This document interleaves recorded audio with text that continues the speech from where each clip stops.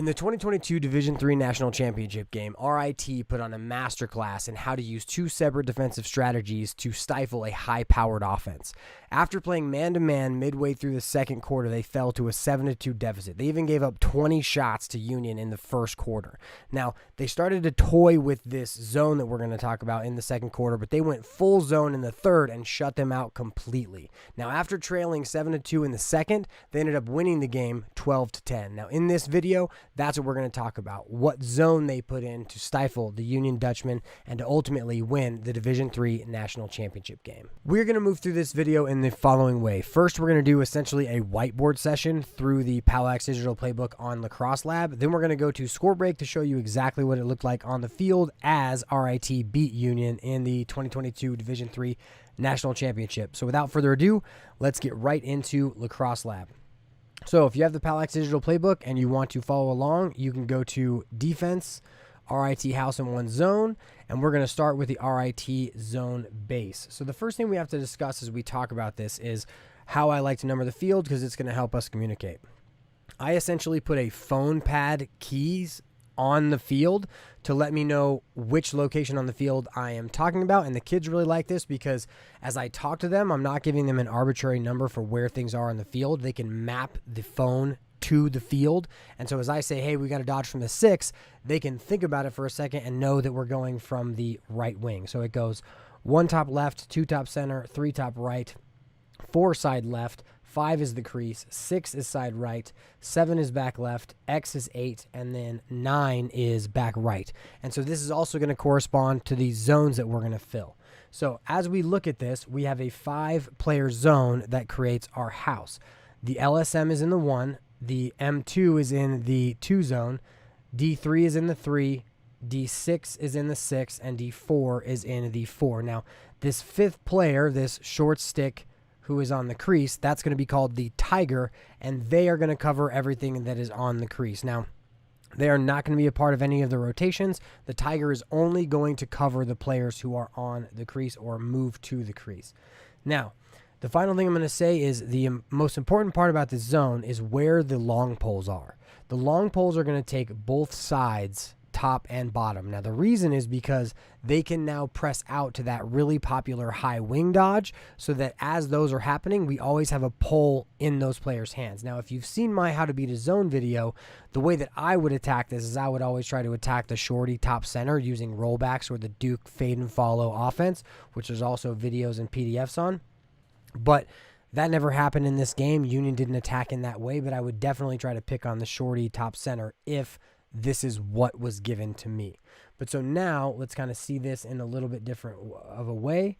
First, we have the 5 players on the perimeter that create our house. And then we have the Tiger on the crease who's going to cover the crease. Now, you already plan practice. You already run the drills. You already think about what worked and what didn't. Now it all lives in one place and makes you wildly more efficient with the POWLAX Confidence Coaching Kit. In the planner, start from scratch or load in one of my templates. You can add your own drills or use mine and filter them by what you want to build. So offense, defense, rides, clears, transition. Tap the tag you need and see only the drills that build that part of your game. Click the study button on a drill to see the video, diagram, and images. If you like it, tap it and add it to your plan. Out of order, just drag it where you want it. Add notes for what you want to do in each drill and print the plan or run it from your phone. Both work. From the app, you can use the live practice view to stay on time and reference the next drill in a tap. So you're never searching for what you need and your eyes stay up during practice. After practice, confirm that you ran it and add quick notes or more detail on how each individual drill went. Next time you're planning practice, you can review and reuse old plans, and since the drill notes show up in the planner, you always remember how the drill went during the last practice, so you're always building and never backtracking. If you want POWLAX to handle the organizing so you can focus on coaching, get the Confidence Coaching Kit today. And when you're ready to get your whole staff on the same page, Team HQ leadership takes it further. All your coaches share the same planner and language. The players show up inside the run practice view, and you can track players with notes and workouts all from one place. Players get the Skills Academy with leaderboards and simple workouts, easy enough for a 7-year-old to do on their own. Confidence Coaching Kit locks in the coaches loop. Team HQ leadership unites your staff and opens the door for all your players to grow with you. As we get into the rules and the ideas that we are going to play by, the first rule is as the ball is passed, we are going to rotate and have another player play the ball, right? So as the ball starts with M2 and he passes to M3, D3 is going to play the ball, M2 is going to spider back in. Now against a 3-1-2, this looks really easy because the 5 perimeter players for the offense match up with the 5 perimeter players for the defense. Now, if they are going to move to an open set or they move to a 2-3-1, that's where it's going to look a little bit different because there's no offensive player to match up top center against M2. Now, M2 is going to show towards top right as the offensive M2 has the ball, and as he passes over, he's going to shift in his zone over to make sure that if M1 sweeps across the top, he'll be there to defend them.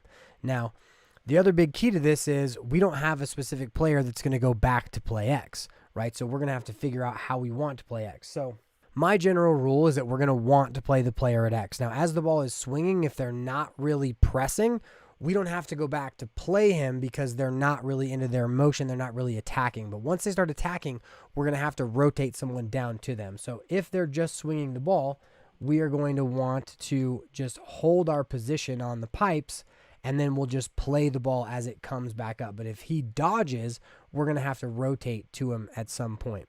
Now, the other way we can play it is we can just automatically rotate every single time, but this is more of a 5-man rotation style of defense versus holding a house zone and then having to rotate afterwards, right? So if as the ball is passed to X, D6 rotates down to the 8 position to play A2, we are automatically rotating the 3 down to the 6, the 2 to the 3, the 1 to the 2, and the 4 is going to end up having to come back up all the way to the 1. So we're just pre-rotating, which kind of gets rid of the idea of having that short stick top center and keeping our poles on the sides. Now, within the confines of the defense, if they make us rotate, we'll still play in the new zones after being rotated, but they will try to get back if there is a lull in the action. Now, as we think about pressing at X, another idea is if we're in our rotations, are we going to go and play the player who is at X? And for the most part, I think it's essential.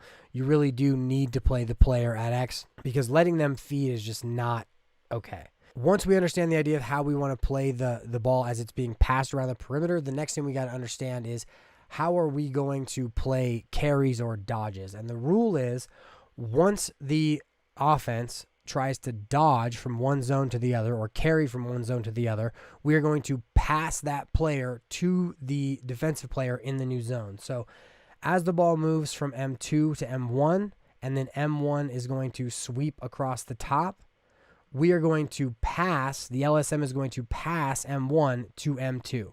Now, once M2 and the LSM conjoin on M1 and they're both pulled to the edges of their zones, the other 3 players in the house are going to need to be ready to rotate to the perimeter 4 players that the offense has. So M1 draws 2.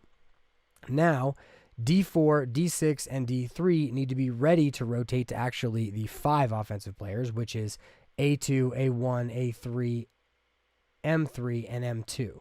And so now, as this happens, once D3 has to rotate, everyone rotates, right? It's not we're going to wait and see who's next. Everyone just gets to that next zone, and then they settle back into their zone principles. So D3 goes to the 2, D6 goes to the 3, D4 goes to the 6, the LSM in the 1 goes to the 4, and M2 is going to end up in the 1.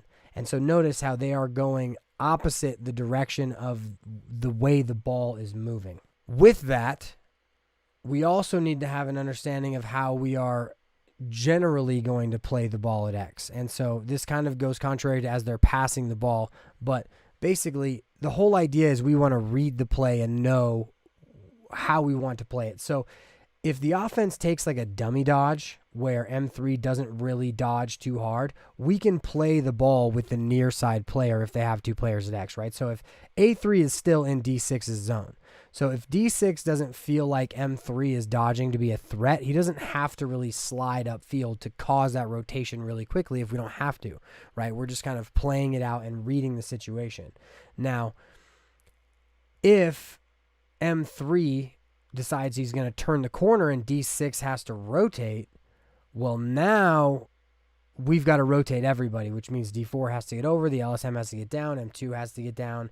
And if M3 has a dummy dodge where D6 does end up playing A3, now he is then going to just play the ball at X, and we're going to eliminate the top 3 players from our house zone, and we're basically going to switch D6 from D4, right? So as the ball is passed down to A3 and D6 plays him, if A3 dodges to his left, D4 is just going to switch places with D6 so that they can maintain their low zones, and so we don't have to rotate the short stick up top to either of the top corners. So now those are a bit advanced tactics, but I really do like the idea of having the 2 low zones be interchangeable so we don't have to change the top 3. Now that we understand our ideas of how we're going to pass or how we're going to rotate, now we're going to talk about cutters or players who are popping off the crease. So we're going to show a traditional zone or man-up play, which is a 4-man wheel. And as these players run their wheel, the whole key is communication, right? The Tiger has to communicate to all the perimeter players, hey, we got a guy leaving, we got a guy leaving. So you got to know the names. Like, hey, Sam, pick up, or Sam, I'm passing. And same for the perimeter players. If someone's cutting to the crease, they need to cover the player who is cutting to the crease the entire time until the Tiger picks them up and says, hey, I have them. It's not something where you're going to maintain the perimeter and leave a player open on the crease. You are going to cover them on the crease as they are moving to the crease until the Tiger picks up. And here's why. If they move from a 2-3-1 or a 3-1-2 to a 1-4-1, where they've got 5 perimeter players and then they have 4, if you stay on the perimeter, you're going to have 2 players outside defending 1 at some place, and someone's going to be open in the middle, which you don't want. So you want to go with the player who is moving to the middle to cover them, and then let the Tiger bump you back out. So as A1 pops off the crease, he's going to say, D3, you got a popper, and have him pick up. Now, as M1 cuts the middle here, he's got to say, like, Tiger got a cutter, and pass M1 off so that M1 or the Tiger can bump him back out to the perimeter of the field so we can be a part of that rotation. Now, the final thing we're going to cover on the Lacrosse Lab side is we're going to cover the carry step-off play that Union tried to run in the third quarter that they had, like, no success with, but it's a good play. Basically, they're going to start in a 3-1-2. They're going to carry from top left to the center, and they're going to pop A2 off. Now, as they do this, they overload the perimeter of the field and put 6 outside with only 5 inside. Now, the key here is just to read the play and rotate when you have to and try to show and get back if you don't. So, ball goes to M1. He carries to the center. We pop A2 off of the crease. Now we have no one inside being defended by the Tiger. Now, as the ball starts to move and D3 rotates, everybody rotates quickly, and they pick up as the ball moves. And now we are basically into an open set versus our house zone with no one kind of in the middle. And we're just going to play this out like this. If they draw and make us rotate, the rotations are a lot shorter because there's 6 people on the perimeter. And that's just how we are going to play that. So now we're going to head to score break where we are going to watch some live footage. If this is a lot to remember, I put the core concepts and diagrams into a printable playbook that you can get for free when you create a free account on the POWLAX app. You can study it, mark it up, and rewatch all of the POWLAX videos on the new resources page. Watch the rest of this lesson, then go to the resources page to download it. So the first thing that we're going to show live is what the zone looks like in person. We've got RIT in white and we've got Union in black. Now, so to create our house and 1 Tiger zone, we are going to have a pole in the 1 zone, a shorty in the 2, a pole in the 3, a pole in the 6, and a pole in the 4, and they are going to make up our house, and they are going to be the ones who are going to be rotating. So all of these 5 are connected. Next, we've got the Tiger in the 5 zone, and he's going to be the one picking up players who are coming to the crease from the backside, as well as telling the perimeter players when any players pop off of the crease to the perimeter. So we're just going to run through this clip really quick, and then we'll talk through some of the rules. So notice this player being passed off. We're now looking into our rotation. You know, they do pass the ball back here, but we would have had to rotate with an extra pass. We get a nice alley dodge. We're playing the ball with the near side defenseman. This is actually the 3 zone, playing it low. Ball's passed back. Now we're into a rotation. And so then this player dodges, tries to get a good shot off, gets a nice trail check, and we make a good save. So let's go over a couple of these rules. First off, the player being defended by the player on the crease lets this player go out to the perimeter and must communicate it with the players who are here. Also, check this player who's pointing the Tiger in, letting him know, hey, let's make sure we have this backside covered up. Now, in terms of how we're going to play the ball at X, this original dodge seems to be like a dummy dodge. It's also something where if we've got a pole on ball, we probably aren't going to want to switch poles to give a player an opportunity to step into a gap and make a pass between the poles.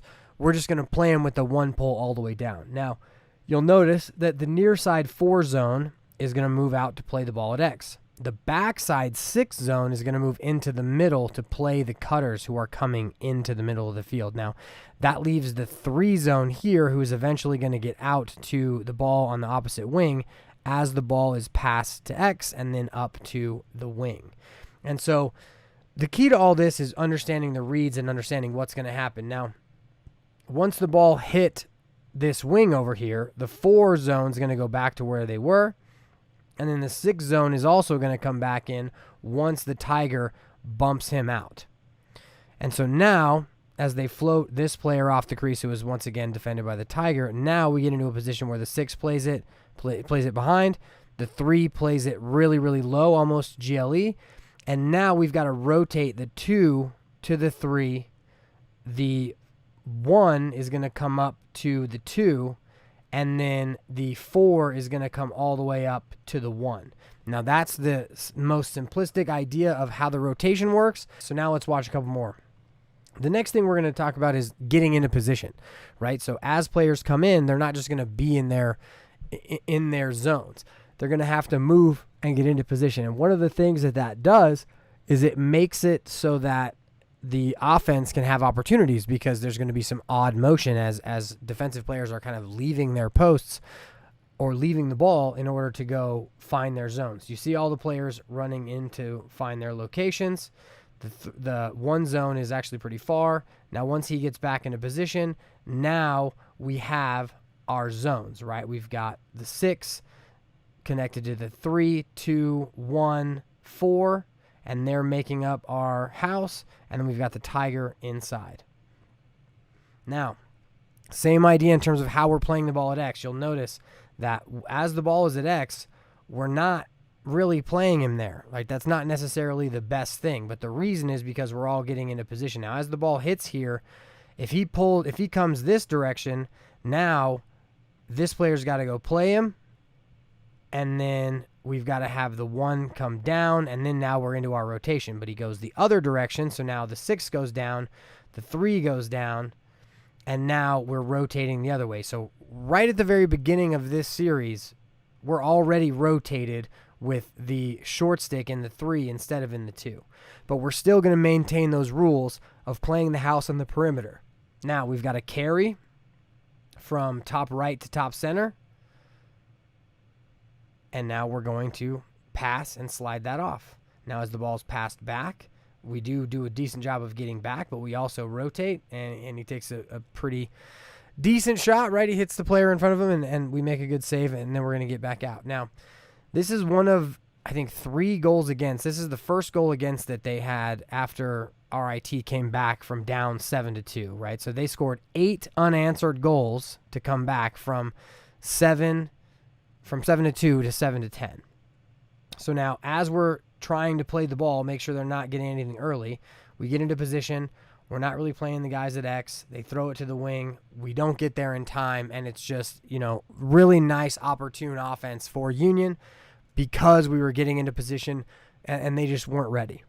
Now, the next one we're going to show is, kind of how we play backside cuts, pops off the crease, And so as this dodge goes down the alley and rolls back, we're going to get a nice pass, right? So as he comes up to top center, he's going to pass the ball off to the 2 zone, and now we throw the ball forward. Now we're already into our rotation. So let's go back a couple of frames. Once the ball is thrown forward, the 3 goes to the 2, the 6 goes to the 3, the 4 is hauling all the way over, and now we're matched up on this side again, right? Quick rotations as they're playing very fast. Same idea back the other way. Carry from the top right to top center. We're going to pass off the carry, throw forward, and now we're rotating back, and now we're right back into position, and they take a decent shot, but they miss.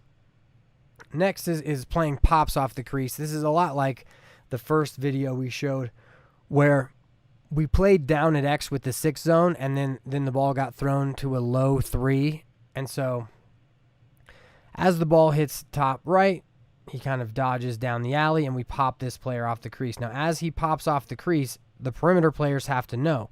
So as the ball is thrown back, we've got the 2 going to the 3, the 1 going to the 2, the 4 coming up to the 1, the 6 going to the 4, and the original player in the 3 is dropping down to the 6, and that's what makes our house.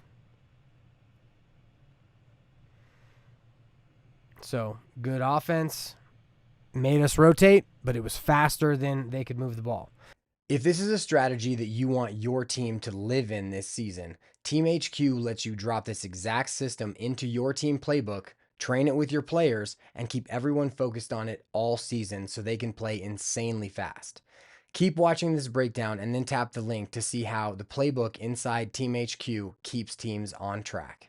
Now, this next one is kind of what I mentioned in terms of attacking top center. It's how I would attack this zone. And one of the things that I wouldn't do is start the ball top center. I would definitely try to sweep into it like that Duke's fade and follow offense, which mirrors the Cuse motion offense, because I think basically carrying its speed in that sweep and then rolling back is more valuable and gives you more time to read the field than it does how they're going to do it, where they're basically going to dodge directly downfield, pop a player off the crease behind him, and then throw the ball to rotate. But you'll notice RIT does a great job of snuffing this out and getting into hands extremely easily and early, right? So now they kind of move again. They draw again to put the short stick back top center, and now they're going to run the exact same play, whereas they dodge so straight north-south down the middle and pop somebody off that's right behind them. It's so easy for the 3 zone to see the throwback that he's already in his hands once the ball is thrown back and they get the ball. So good goose here to maintain possession for Union, and now we are rotated with the short stick in the 1, but it's not going to help. Here is where it can get a little dicey, though, if you have specific players that are in specific positions. Here we have the original 3 zone in the 4, the original 4 in the 6, and you have the 2 shorty in the 1 position. Or sorry, that was the 4 in the 1. Either way, they're rotated 1 position.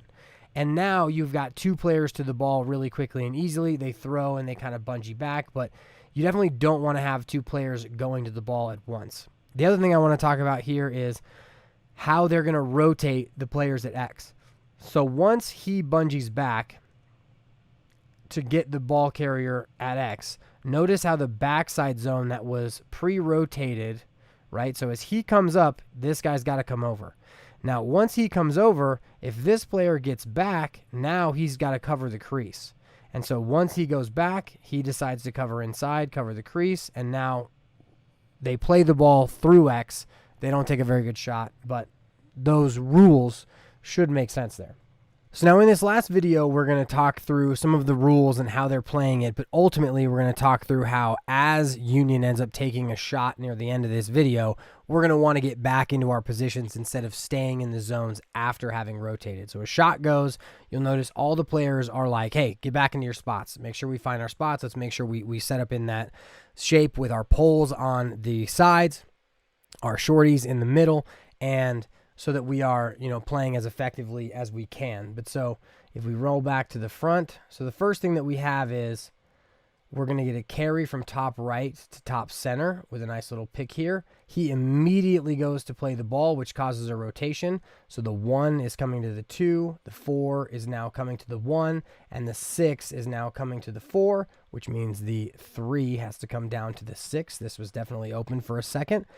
But so now as he dodges, pass, we're just playing it in the 4 zone now. Swing to the backside. This was a really good job by the original 2 shorty to be kind of the 3 zone to play the ball on that far wing. And then as he tries his dodges, we get a nice good ball reversal back the other way. And now here is where, as the ball went from one side to the other and we kind of showed too many guys over, this player ends up playing the ball on the swing because he's playing in that backside low position that's going to come in to help the crease. And now they were pretty lucky to get this extra rotation because they had way too many players ball side on that swing, right? They just had one too many players there. But so we're going to definitely get back into our shape.